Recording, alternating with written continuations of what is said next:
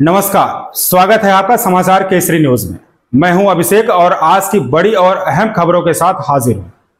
तो चलिए नजर डालते हैं आज की प्रमुख सुर्खियों पर। राहुल गांधी ने दिल्ली में आयोजित न्याय सम्मेलन में स्वीकार करते हुए कहा था कि अगर मैं अपनी कमी की बात करता हूं तो मैंने एक गलती की है। जो ओबीसी वर्ग है उसकी जिस तरह से मुझे रक्षा करनी चाहिए थी वह मैंने नहीं की। इसका कारण था आपके जो मुद्दे थे उस समय मुझे गहराई से समझ नहीं आए।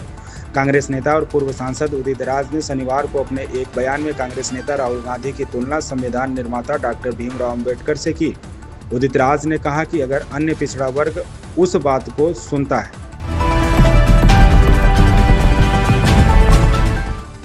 राहुल गांधी 26 जुलाई को गुजरात के आनंद में कांग्रेस के नए जिला अध्यक्षों को संबोधित करेंगे और सहकारी दूध समितियों के किसानों से मुलाकात करेंगे।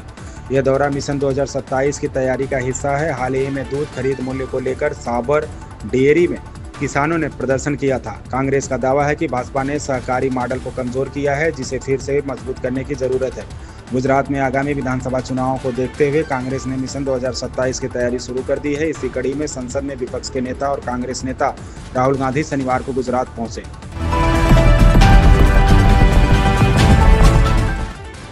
उसके शीर्ष 4 बल्लेबाजों ने 77 साल बाद एक साथ एक पारी में 70+ रन बनाए हैं।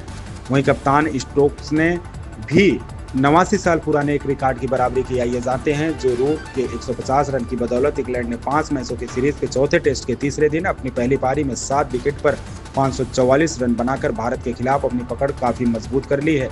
भारत की पहली पारी 358 रन पर सिमटी थी, जिससे इंग्लैंड की कुल बढ़त अब 186 रन की हो गई है और उसके 3 विकेट शेष हैं।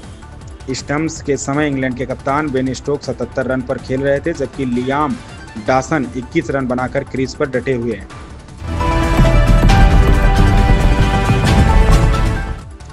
सर्वे में भाग लेने वाले लोगों में से 75% ने पीएम मोदी को दुनिया का सबसे स्वीकार नेता बताया। वहीं 18% ने इसके विपरीत मत दिया। 7% लोग ऐसे थे जिन्होंने कोई मत नहीं दिया। प्रधानमंत्री मोदी देश में तो खासे लोकप्रिय हैं ही, अब दुनिया भर में उनकी लोकप्रियता सिर चढ़कर बोल रही है। दरअसल एक हालिया सर्वे में पीएम मोदी को लोकतांत्रिक देशों के लोकप्रिय नेताओं की सूची में पहले स्थान पर रखा गया है। सर्वे में प्रधानमंत्री मोदी को 75% रेटिंग मिली है, जो सबसे ज़्यादा है। सर्वे का data US business intelligence company morning consult ने शुक्रवार को जारी किया। राज्यसभा में शुक्रवार को विपक्ष के हंगामे के चलते केंद्रीय कृषि मंत्री शिवराज सिंह चौहान किसानों और आमजन से जुड़े अहम सवालों का जवाब नहीं दे पाए। नाराज शिवराज ने कहा कि विपक्ष किसानों, महिलाओं और गरीबों के मुद्दों को सुनने तक को तैयार नहीं है। केंद्रीय कृषि एवं किसान कल्याण मंत्री शिवराज सिंह चौहान राज्यसभा में विपक्ष के हंगामे के कारण खेती किसानी से जुड़े मुद्दों पर जवाब नहीं दे पाए। इस पर नाराजगी जताते हुए उन्होंने कहा कि विपक्ष किसानों के मुद्दों की भी परवाह नहीं कर रहा। वह जनता से जुड़े मुद्दों पर सरकार की बात आम जन तक पहुंचाने में बाधा बन रहा है। ब्रिटेन और मालदीव की अपनी यात्रा से लौटने के तुरंत बाद प्रधानमंत्री नरेंद्र मोदी शनिवार को तमिलनाडु का दौरा करेंगे। यहां वह तुतिकोरिन में एक सार्वजनिक कार्यक्रम में 4800 करोड़ रुपए से अधिक की विकास परियोजनाओं का शिलान्यास, उद्घाटन और राष्ट्र को समर्पित करेंगे। यह कार्यक्रम रात 8 बजे आयोजित होगा। इसके बाद वह रविवार को तिरुचिरापल्ली के गंगईकोंडा चोलपुरम मंदिर में दोपहर 12 बजे महान चोल सम्राट राजेंद्र चोल प्रथम की जयंती समारोह और आदि तिरुवथिरा उत्सव में भाग लेंगे।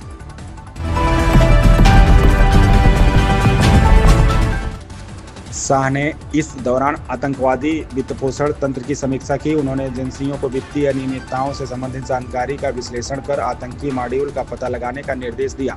इसके अलावा पुलिस से केवल स्वदेशी तकनीक का इस्तेमाल सुनिश्चित करने को कहा गया है। केंद्रीय गृह मंत्री अमित शाह ने शुक्रवार को अधिकारियों को आतंकवादी और तस्करी गतिविधियों में शामिल भगोड़ों को वापस लाने के लिए ठोस उपाय करने के निर्देश दिए।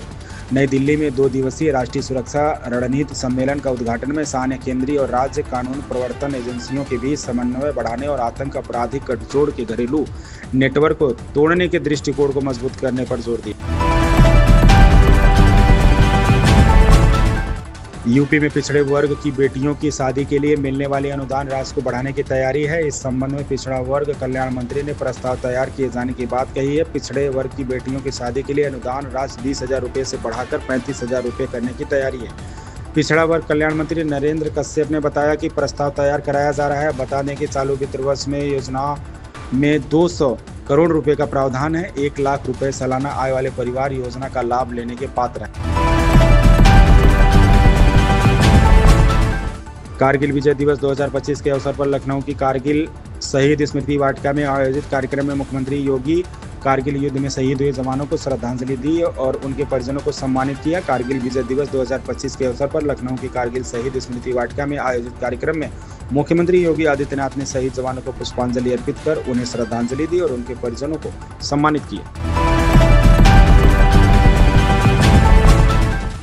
आम आदमी पार्टी यूपी में पंचायत चुनाव की तैयारी संगठन बनाने में जुटी हुई है। पार्टी इस चुनाव में स्कूलों के विलय को एक मुद्दा बनाएगी। पिछले दिनों हुए गुजरात व पंजाब उपचुनाव में मिली जीत से उत्साहित आम आदमी पार्टी अब यूपी पर फोकस कर रही है। वह जोर शोर से पंचायत चुनाव की तैयारियों में जुट गई है। प्रदेश में हाल ही में हुए परिषदीय स्कूलों के विलय पियरिंग ने पार्टी के हाथ में एक बड़ा मुद्दा थमा दिया है। पार्टी पंचायत चुनाव के मद्देनजर इस मुद्दे को भुनाने में कोई कोर कसर नहीं छोड़ना चाहती। तो ये थी आज की प्रमुख खबरें।